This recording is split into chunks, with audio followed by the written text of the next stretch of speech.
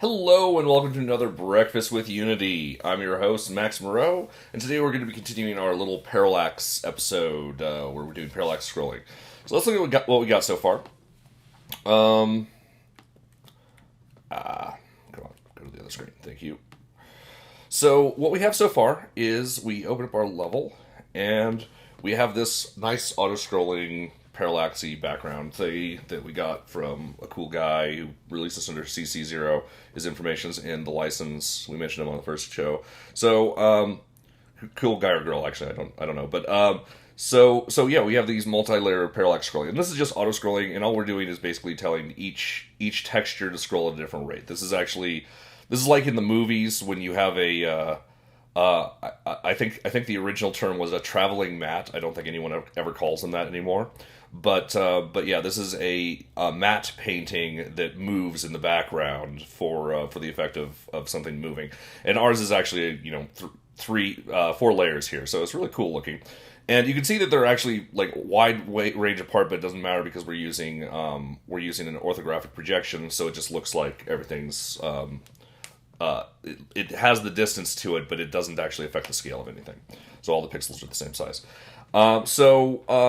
What we're going to do this time is we're going to actually make it so that this moves based on our character movement rather than just moving automatically, which is just a little bit trickier. And also I want to clean up one thing that we did on this thing. So I just very quickly clamped these values here, and not clamped, but rather continue them, but without increasing the I don't know what that part of a number is called.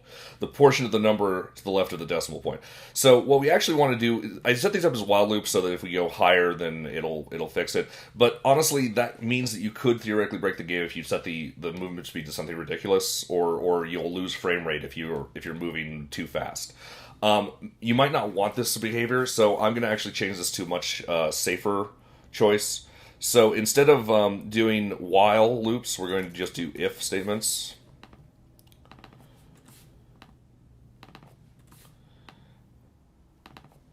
And we want just the right-hand portion of the number. And so to get the left-hand portion of the number is really easy. You can just do mathf.floor. Actually, there's probably a truncate as well. That's actually better. Oh, wait, no, there's not. Okay, I guess that's built into C#, but not into this.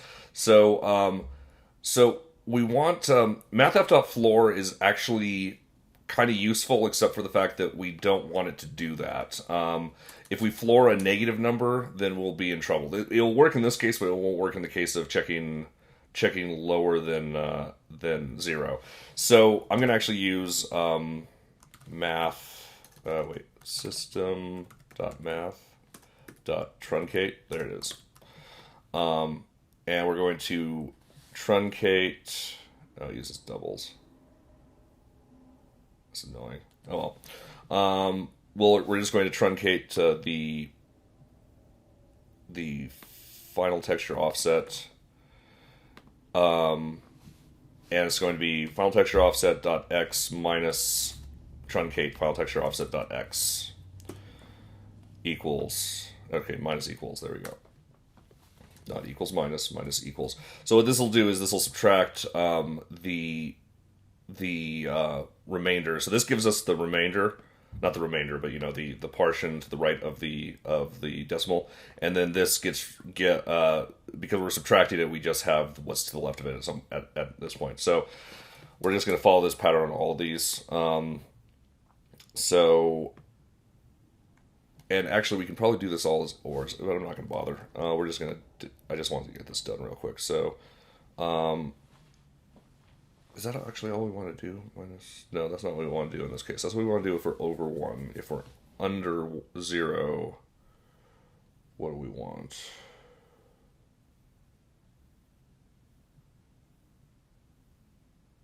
Okay, that's actually not going to work. Okay, I'm spending more time on this than I wanted to. I'm just going to leave this one as it is. We'll make sure that it still works in that case. So x is greater than or equal to 0. We'll definitely have that one. I'm going to put it on the y as well. We're going to leave the other ones as whiles. I know this is dumb. Sorry. I just thought I would be able to fix this really, really quick, and it's not really, really quick right now.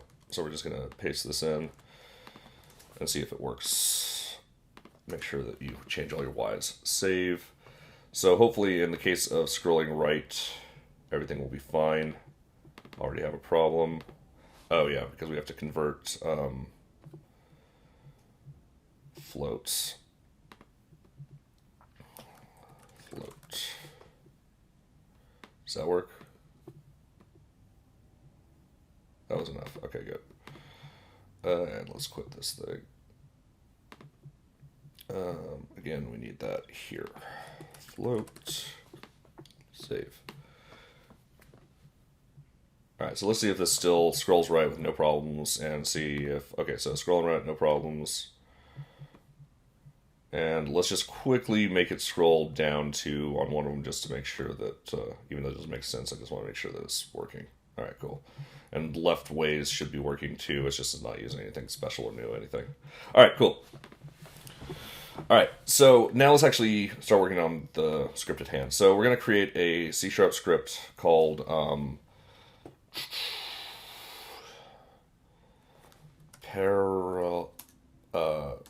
scroll texture based on position. Scroll texture based on position. Is that what we want? Yeah, scroll texture based on position. Yeah, let's give this a shot. So, what we're going to be doing is we're going to be using the position of a target and scrolling the texture a certain way. We're also going to be making it so right now, as we said, this thing doesn't move. We don't move through the scene. But say we wanted to create like a little level or something. Say we wanted to have like a cube. I'm just going to put the foreground layer considerably closer so that we can have foreground depth. Even though these trees are actually really big for foreground trees. Well, we'll put it in front of everything. So we have this this cube, and this is going to be our player, and we're just going to put him on the ground, or kind of, so that we have. There we go. There's our adventure cube. Actually, let's go ahead and make him yellow. No, it doesn't matter. And so what we're going to do is we're going to be moving him, and based on where he moves, the background is going to scroll. So I'm going to go ahead and remove. I'm going to save scene as. We're going to call this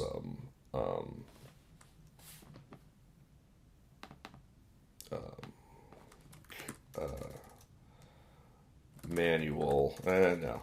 Character-based scrolling. Save.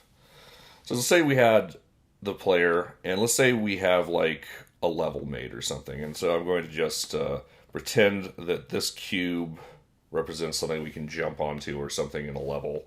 I don't know. I'm just use your imaginations here. So I want to prove that we're moving through the scene and stuff. So I'm going to move this just slightly off screen. And we're going to go ahead and actually I'm going to make him be a little bit more off-center. Where is my cube? There he is. Let's go something like that. That's more like a game. Maybe not that far. All right. And we're going to remove the auto-scrolling from all of these. And we're going to parent the backgrounds to the camera.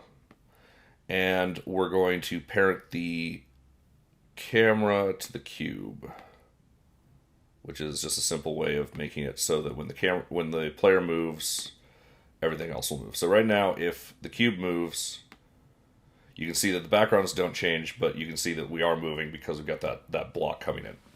So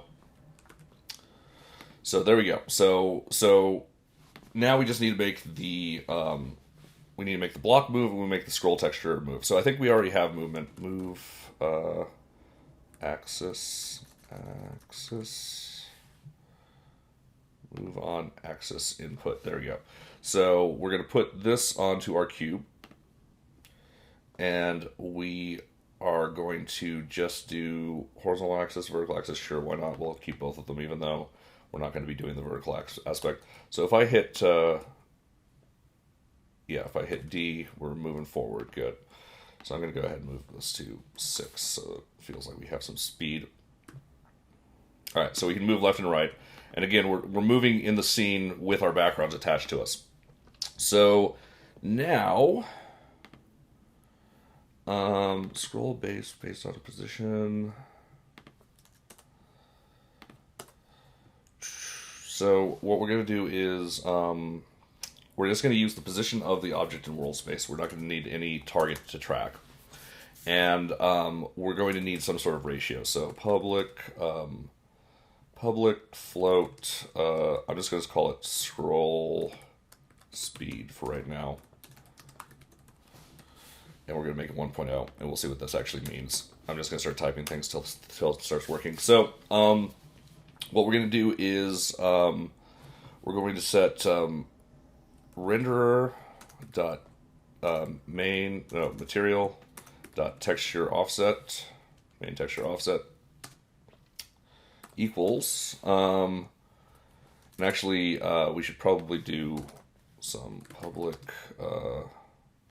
actually let's do scroll speed as a vector 2 scroll speed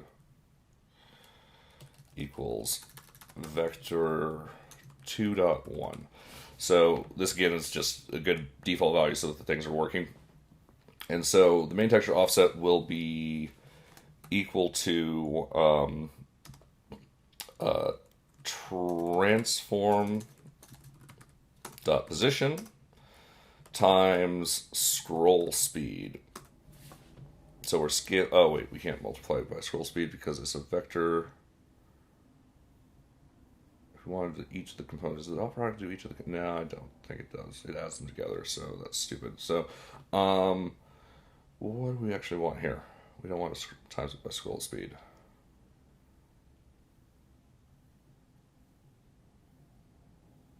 Yeah, let's break it up. Float scroll speed x equals 1.0 f. Scroll speed y equals 1.0 f. And we're going to do vector 3 position equals transform dot position dot x. That's not what I wanted. Oh, I spelled position wrong. Position dot x times equals scroll speed x, and we do the same thing for position dot y, scroll speed y, and then we just do position. Let's just see what this does at first. So we're gonna do that. We're gonna hit save, hit play.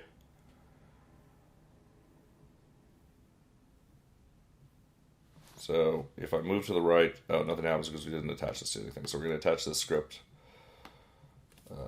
add component, scroll texture based on position, and let's hit play. And it'll probably cause the trees to freak out at first. Oh, it didn't. Oh, okay. So it looks like it's working. It's just working way too fast. So we're going to want to make the speeds considerably smaller. So let's make the scroll speed x be 0.1 and scroll speed y be 0, so that if we're moving in the y, it doesn't matter. There we go. And then all we have to do is change these values for each layer. So layer 1 we will set to scroll the slowest, so I'm going to do 0.01, and then layer 2 we'll do actually let's do 0.025, we'll just do quarters. 0.05, 0.075, and the other one we will leave at 0.1. So if we hit play, so now if I move to the right, we get scrolling to the right, and things move into it. And we're obviously on the most foreground layer here because of the way that the scrolling works. But yeah, so there we go. We have now character controlled scrolling. And this is just on the W and ASD keys just because that's what we have set for the main movement keys right now. So yeah, so that's how you set up parallax scrolling. Now this is a case of an infinitely repeating parallax scrolling thing. You have to get more creative. Well, not more creative, actually, probably less creative, but well, both. I don't know. You have to do more art if you want to make something that's not infinite, and you probably wouldn't be using a scrolling texture trick in that case if it's not an infinite thing, because it doesn't make sense to wrap it if it doesn't wrap. But this will be useful. I'm sure that there are some background elements that you want to be a certain way for scrolling. So thank you very much for joining. Hopefully you enjoyed the episode. If you have any questions, please email me, pushypixels@pushypixels.com. You can also tweet me at Drakfire. That's DRAKFYRE. Thank you very much, and you guys have a great one, and I will catch you... Oh, have a good weekend. It's Friday. Have a great weekend, and I'll catch you on Monday. And remember, Orange Lounge Radio, Loki OLR watches this station, and I watch his station now. It's Orange Lounge Radio. It's on the VOG network. I think OrangeLoungeRadio.com will get you there. They have a podcast thing that they do every Sunday at 6, I think. 6 or 7. I think it's 6 p.m. PDT. Have a good one, and see you later.